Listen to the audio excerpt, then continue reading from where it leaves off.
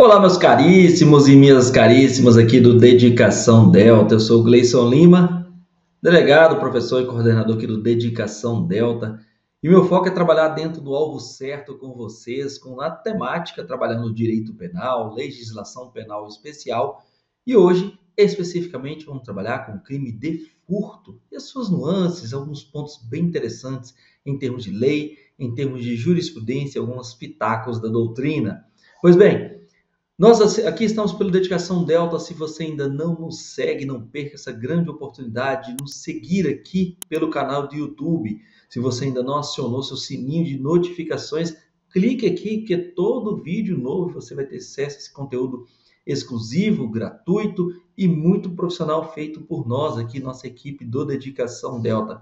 Gostou do vídeo? Clique aqui também que curtiu o nosso vídeo e venha com tudo possível para os seus treinamentos rumo à sua aprovação. Nós, do Dedicação Delta, aqui especialista em concursos das carreiras policiais, estamos tentando o máximo possível passar para vocês metodologia, forma de estudo e conteúdo, muito conteúdo aprimorado, de excelência, para que vocês possam estar cada vez mais próximos das suas aprovações. Pois bem, como o alvo certo já próprio diz, é um tiro curto, uma aula curta, uma aula objetivada ali, para trazer a vocês grandes informações, mas um curto espaço de tempo, bem concisa, para que você possa ter acesso a um conteúdo legal e o que tem sido tratado aí em termos de lei e jurisprudência e doutrina, tá bom? Hoje vamos falar do crime de furto. Vou dividir a tela com vocês aqui, especificamente o crime de furto na legislação brasileira e o que a gente tem para poder falar. Primeiro, gente, vamos lembrar, só traz para mim aqui, o crime de furto é o crime que inaugura os crimes contra o patrimônio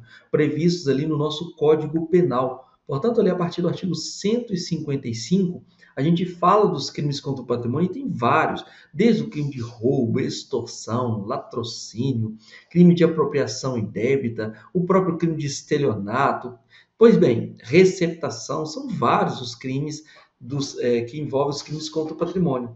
E o primeiro deles ali é justamente o crime de furto, que é o crime previsto no nosso artigo 155, de assim, uma leitura peculiar e muito simples, que é subtrair para si ou para outrem coisa alheia móvel. Ou seja, uma pessoa que vai ali e pega algo móvel de alguém e leva para si ou para outro e comete o crime de furto. Pois bem, para a gente aprofundar aqui, vamos lembrar que o nosso crime de furto está no nosso artigo 155 e tem uma pena de 1 a 4 anos de reclusão. Lembremos que é um crime de ação penal pública incondicionada.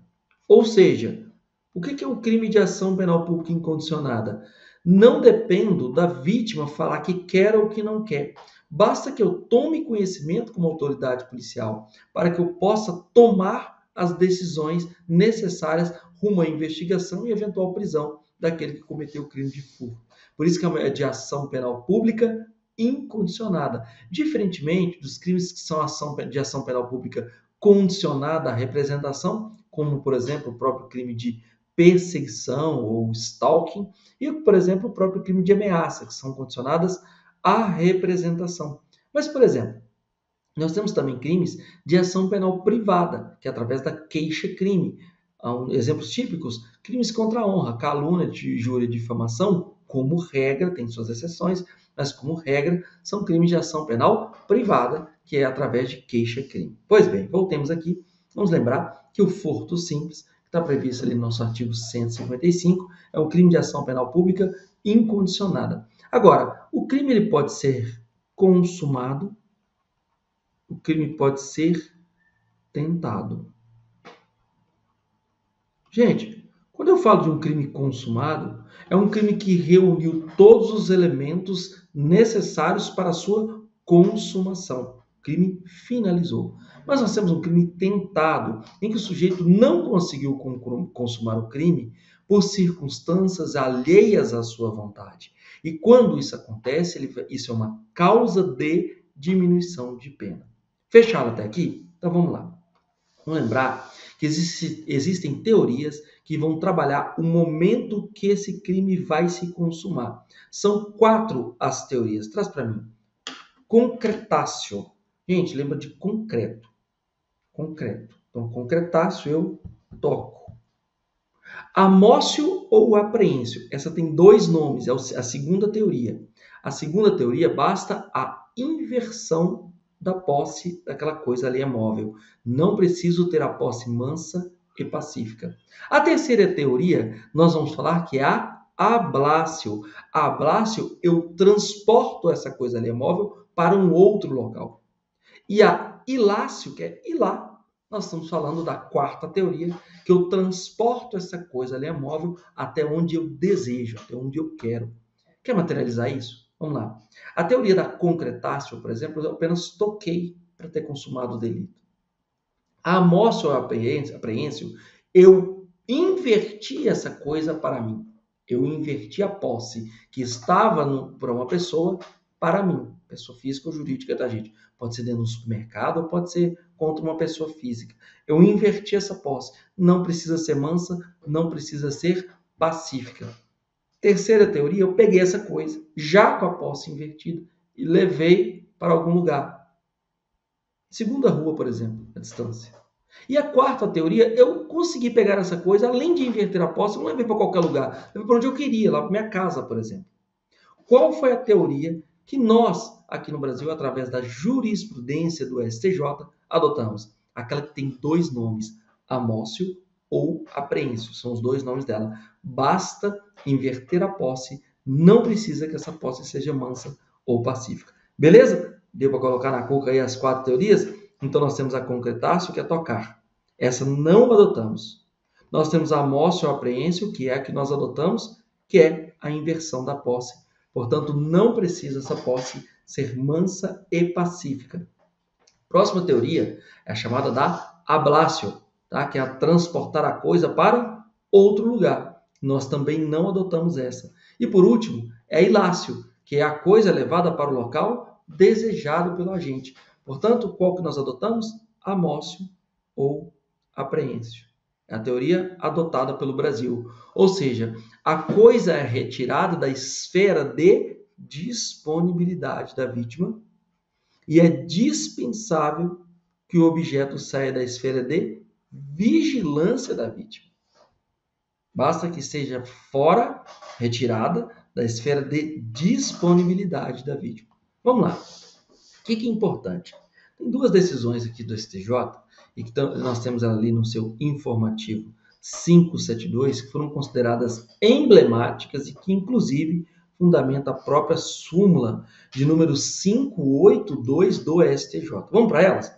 Uma fala de furto, a outra fala de roubo, mas o conteúdo é idêntico. Vamos lá? Consuma-se o crime de furto. Lembre-se, furto não tem violência, não tem grave ameaça. Consuma-se quando? Com a posse de fato da coisa furtada, é a res furtiva, ainda que por breve espaço de tempo e seguida de perseguição do agente, sendo prescindível, sendo que dispensável a posse mansa e pacífica ou desvigiada. Então, basta a inversão da posse. Ou seja, adotamos aqui expressamente a amócio ou apreêncio. Mas também veio com o roubo. Consuma-se o crime de roubo, que é um outro crime contra o patrimônio, com a inversão da posse do bem, mediante emprego de quê? Violência ou grave ameaça, ainda que por breve espaço de tempo, e em seguida a perseguição imediata do agente e recuperação da coisa furtada. Isso não impede a consumação. Não tem como, por causa disso, eu fui perseguido, então o crime foi tentado, eu tenho direito à diminuição de pena. Nananina, não. Aqui você vai responder pelo crime consumado. Não tem a tal da diminuição da pena aqui. Portanto, é dispensável, palavra prescindível, a posse mansa e pacífica ou desvigiada. Daí nós temos a súmula de número 582 do STJ, que vem nos dizer que consuma-se o crime de roubo com o quê? Com a inversão da posse do bem, mediante emprego de quê? De violência ou grave ameaça, ainda que por breve tempo e em seguida perseguição imediata ao agente e recuperação da coisa roubada, sendo dispensável, sendo prescindível a posse mansa e pacífica ou desvigiada. Esse é o mesmo entendimento que temos para o crime de furto, o que referenda a nossa teoria da amócio ou apreensio.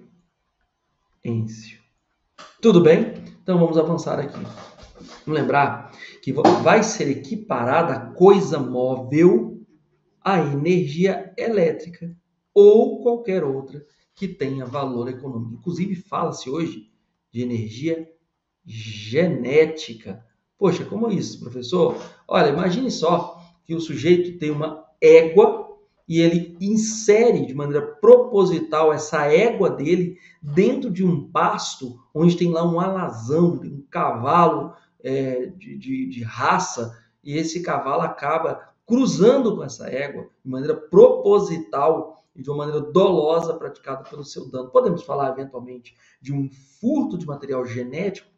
Talvez sim, tá? Mas vamos lembrar que não existe no nosso Código Penal a figura do furto de uso. Gente, furto de uso, o sujeito pega aquela coisa de maneira lúdica ou rápida e devolve imediatamente aquela coisa, quase que consentaneamente ali, 2, 5, 10 minutos, já devolve a coisa. Será que eu posso dizer que isso é um furto de uso?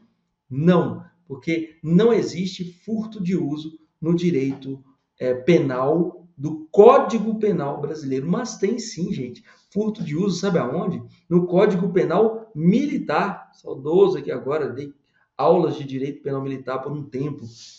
Mas existe essa figura do furto de uso no Código Penal Militar, e o furto de uso está lá no nosso artigo 241, que vai nos dizer que se a coisa é subtraída para fim de uso momentâneo e, a seguir, vem a ser imediatamente restituída ou reposta no lugar onde se achava, nós temos aí uma pena de detenção de até 6 meses.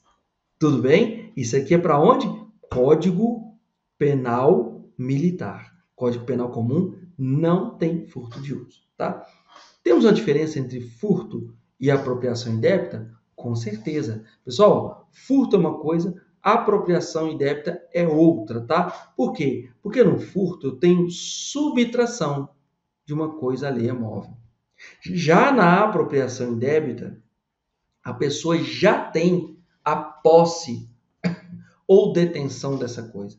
Porém, ele resolve inverter essa posse. Ele resolve falar que a partir daquele momento ele não devolve mais aquela coisa. Então traz para mim aqui. Uma coisa, eu chegar numa casa de uma pessoa e, aproveitando uma certa distração, vou ali e subtraio a bicicleta daquela pessoa e levo para mim. Aquilo é um crime de furto.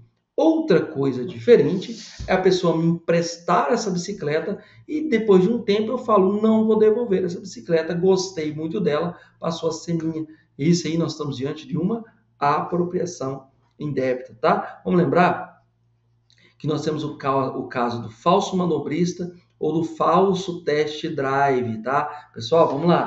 Imagine o seguinte, uma pessoa, você chegou num restaurante bacana e tal, chegou um cara e falou assim, não, eu sou um manobrista, eu vou manobrar o seu veículo, serviço de valet ali e tudo mais. Beleza, você entrega o carro para aquele falso manobrista e ele vai embora. Mesma coisa pode acontecer no sujeito que vai numa concessionária de veículos e lá pede para poder fazer um test drive, apresenta documentos falsos, na hora que vai sentar fazer o test drive, vai embora. Pessoal, ali nós temos uma diferença muito sutil entre o crime de estelionato e o crime de furto mediante fraude. Lembremos, furto mediante fraude é um furto que a fraude qualifica o crime. O furto pode acontecer sem nenhuma fraude.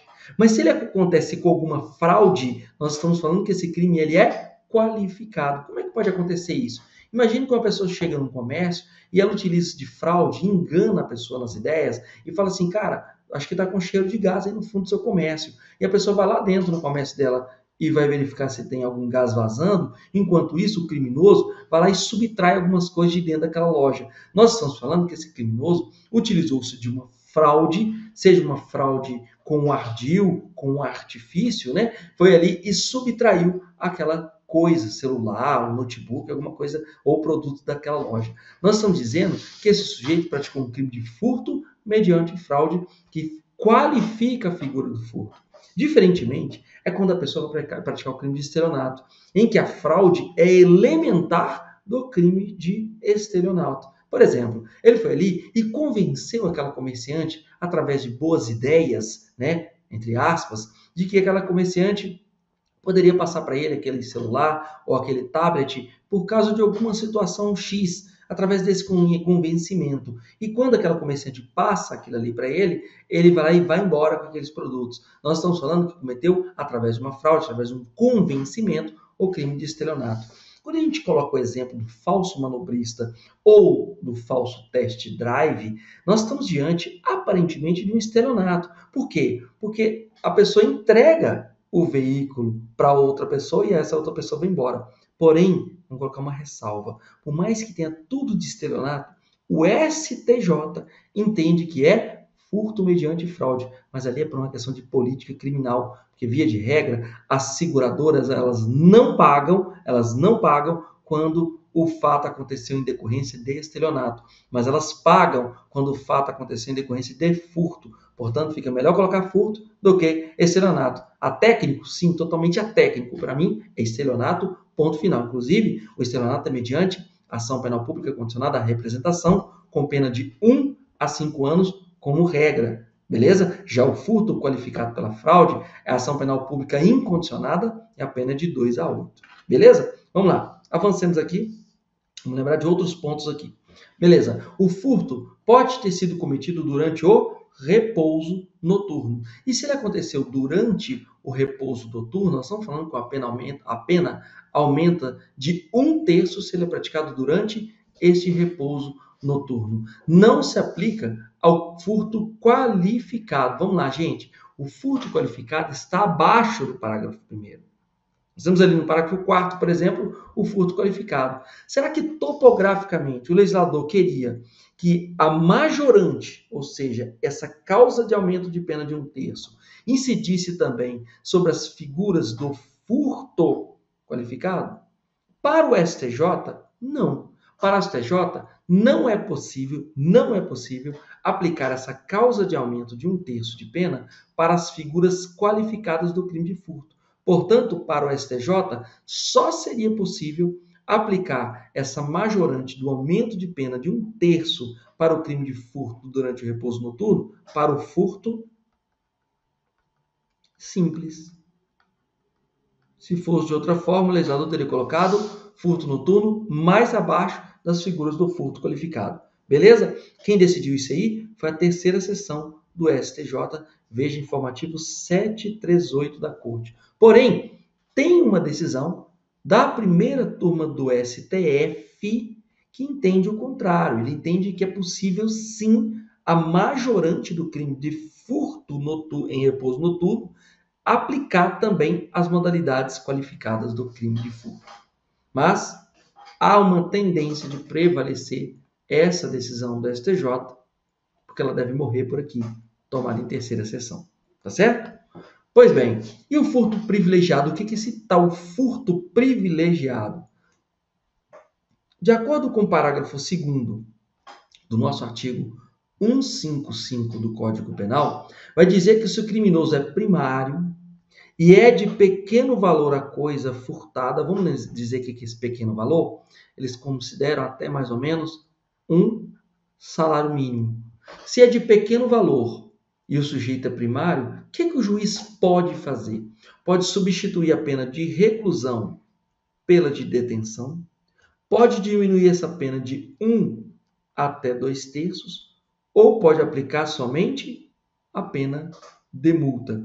É diferente da aplicação do princípio da insignificância. Vamos lá, gente. Uma coisa é a modalidade privilegiada do crime de furto. Está lá no artigo 155, parágrafo 2º. Outra coisa é reconhecer a atipicidade material do crime de furto.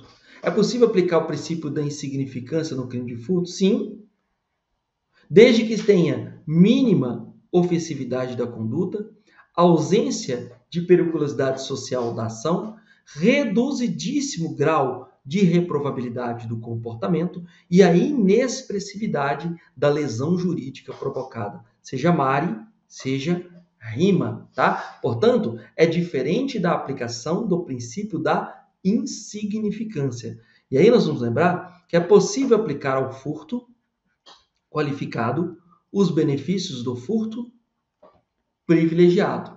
É possível? Será que é possível aplicar ao furto qualificado os benefícios do furto privilegiado? Poxa, se fosse usar aquela questão da mesma lógica do furto noturno, não poderia. Mas pode. Porque o furto privilegiado é o quê? É algo que beneficia. E como beneficia? Beneficia. Então eu posso aplicar os benefícios de um furto privilegiado para as figuras qualificadas do crime de furto, desde que essas qualificadoras sejam de natureza objetiva. Não vale, por exemplo, para o furto que foi cometido mediante abuso de confiança, porque essa qualificadora, abuso de confiança, é de natureza subjetiva, tá? Quando a gente fala de furto privilegiado, a gente fala de uma média de um salário mínimo. Quando a gente fala de furto insignificante, nós estamos falando de mais ou menos aí 10% do salário mínimo, algo em torno de R$140 em média hoje em dia, tá? Pequeno valor é uma coisa, vai ter um salário mínimo mais ou menos, insignificante é outra, que vai mais ou menos aí 10%. Lembremos que furto privilegiado não retira o caráter criminoso do crime, mas furto significante nós estamos falando de atipicidade da conduta. É possível o princípio da insignificância para reincidente? Em alguns casos específicos, sim, como exceção. Tudo bem? Vamos lá. É importante lembrar do furto famélico, gente. O sujeito que pratica o furto famélico, ele furta alimentos para saciar a sua fome. E isso não é crime. Por quê? Porque nós temos uma excludente de ilicitude do estado de necessidade. Pois bem, vamos lembrar de algumas figuras do furto qualificado? Vamos lá. A pena de reclusão de 2 a 8 anos. Dobra a pena aqui, tá? Se o crime é cometido com o quê? Com destruição ou rompimento de obstáculo à subtração da coisa. Por exemplo, arrombou a casa para de lado de dentro subtrair alguns pertences. Também é qualificado o crime de furto quando é cometido com abuso de confiança ou mediante fraude, escalada ou destreza. Vamos lembrar que o furto com abuso de confiança, já falei, não é possível aplicar o benefício do furto privilegiado, porque é uma qualificadora de natureza subjetiva. E eu já falei hoje aqui sobre a diferença entre o furto mediante fraude e o crime de estelionato. Vale muito a pena ver isso aqui, tá? Vamos lá. Também vai ser qualificado o furto em que ele é cometido com emprego de chave falsa e vai ser qualificado o furto que é cometido mediante o concurso de 2 ou mais pessoas. Lembremos aqui que para computar 2 ou mais pessoas vale também o inimputável, então pode ter um aninho de 17 anos com um de 18. Aqui já deu furto qualificado se os dois praticaram esta infração. Lembremos que o menor de idade praticou um ato infracional análogo ao crime de furto e o maior de idade cometeu um crime de furto em concurso de pessoas. Vamos lembrar que, além disso, esse maior de idade vai responder não apenas pelo furto qualificado, mas também pelo crime de corrupção de menores, do artigo 244, não do CP, tira aqui, é do ECA, que é o Estatuto da Criança e do Adolescente. Fechamos aí? Vamos avançar? Vamos avançar para o próximo slide aqui. Pois bem, pessoal, vamos lembrar de outras modalidades de furto qualificado? O parágrafo 4º vai nos dizer que vai ser a pena de reclusão de 4 a 10 anos se houver emprego de explosivo ou de artefato análogo que cause perigo comum. E interessante aqui que esta modalidade de furto qualificado, em que se utilizou de explosivo, muito comum aí do novo cangaço, né? Essa modalidade é crime hediondo, está lá no nosso artigo 1º, inciso 10, que vai ser, de acordo com a Lei 8.072 de 90, hediondo o crime de furto qualificado pelo emprego de explosivo ou artefato análogo que causa perigo comum. Mas o mais surpreendente, que lembremos que o roubo é muito mais grave que o furto, Porque no roubo temos violência ou grave ameaça para subtrair essa coisa.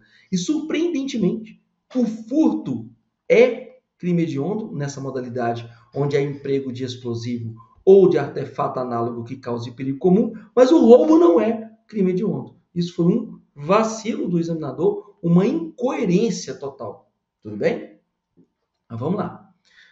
De acordo com o artigo 155, parágrafo 5º, também vai falar que a reclusão vai ser de 3 a 8 anos se a subtração, ou seja, se esse furto for de veículo automotor, mas detalhe, que venha a ser transportado para outro estado ou para o exterior. Vamos lembrar que veículo automotor, vamos trazer a definição pelo Código de Trânsito Brasileiro, é todo veículo de propulsão, de motor, né, de propulsão, que circule pelos seus próprios meios, e isso inclui veículos conectados à linha elétrica, tá? Vamos lembrar de outras modalidades de furto qualificado? O artigo 155, parágrafo 4º, vai falar desta modalidade que tem caído muito, não só em prova, mas muita gente tem sido vítima deste crime de furto, que é aquele no qual, mediante fraude, mas nós já falamos de fraude, professor? Sim, só que é cometido por meio de dispositivo eletrônico ou informático,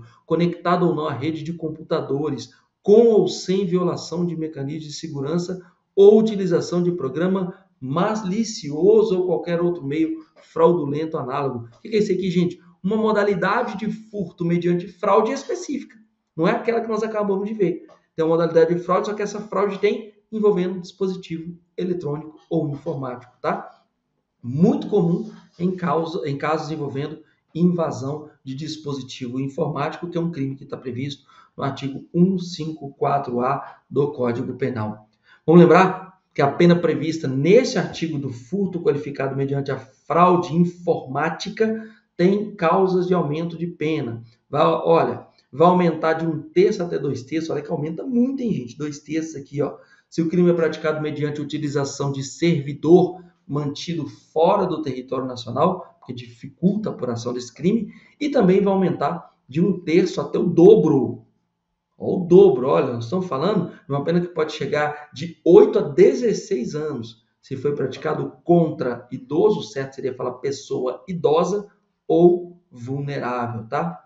Vamos lembrar aqui que nós temos outras modalidades de furto qualificado, que é o famoso abigeato, né, gente? Que é o furto de animais de campo, especialmente de gado bovino ou gado equino. É uma pena de reclusão de 2 a 5 anos se a subtração for de semovente domesticável de produção, ainda que abatido ou dividido em partes no local da subtração. Esse é o famoso abigeato. Tem uma modalidade diferente, qualificadora diferente. Também temos um furto que é qualificado com reclusão de 4 a 10 anos. Olha a diferença. Se a subtração não é que você praticou o crime de furto utilizando-se de explosivo ou artefato análogo. Você subtraiu o explosivo ou artefato análogo, tá? Subtração de substâncias explosivas, foi lá numa mina, por exemplo, e conseguiu subtrair isso, ou acessórios que, conjunto ou isoladamente, possibilita sua fabricação, montagem ou emprego. Essa modalidade 155, parágrafo 7º, não é hedionda. O que é hedionda é você praticar um furto valendo-se de explosivos ou de artefato análogo. Tudo bem? Vamos lá. Avancemos aqui. Vamos lembrar com mais um ponto, que é este, que vai falar do furto de coisa comum. É outro dispositivo, está no artigo 156 do nosso Código Penal, que vai falar subtrair o condômino. O que é condômino? É co-titular da propriedade. Ele é dono junto, tá? Co-herdeiro ou sócio, para si ou para outrem, de quem legitimamente a detém, essa coisa comum, tá? A coisa pertence aos dois. Ele foi lá e subtraiu. A pena de detenção de 6 meses a 2 anos. E detalhe, somente se procede mediante representação da vítima, tá? Então, a ação penal pública é condicionada à representação. E não é punível se a subtração de coisa comum, fungível, quer dizer, substituível, cujo valor não excede a cota de quem tem direito. Por exemplo, era 100 mil reais, tudo. Pertencia 50 mil para cada um. Ele foi lá e subtraiu 50 mil. Era a cota à parte dele. Então, não é punível se essa subtração for de coisa fungível que não excede a cota parte do agente. Olha, se for um caminhão exclusivo daquela empresa, é um bem infungível. Tá? Só lembrar disso. Se for dinheiro, é bem fungível. Outras questões envolvendo o tema interessante, vamos lá, que é o funcionário público que subtrai bem público ou particular que esteja sob a guarda da administração pública, ele não comete furto aqui, ele comete o quê? Peculato impróprio, lá do artigo 312, parágrafo 1º do Código Penal. Lembremos a definição de funcionário público no artigo 327 do Código Penal. Vamos lembrar do famulato? Famulato é o furto cometido pelo empregado, aquele que detém a posse da coisa, o empregado doméstico, o empregado de uma empresa. Não necessariamente aqui vai ter abuso de confiança. Para ter abuso de confiança, tem que ter, de fato, confiança do empregador naquele empregado ali. Mas vamos lembrar que famulato, caso caia para você, lembrar que é furto cometido pelo empregado, tá bom? E por fim, vamos lembrar da súmula 567 do nosso STJ.